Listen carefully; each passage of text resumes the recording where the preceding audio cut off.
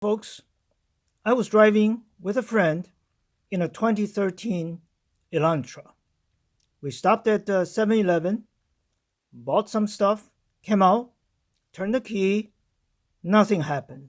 It won't start, no sound, no cranking, but we knew the battery was good and it was warm in where we were and there was plenty of gas.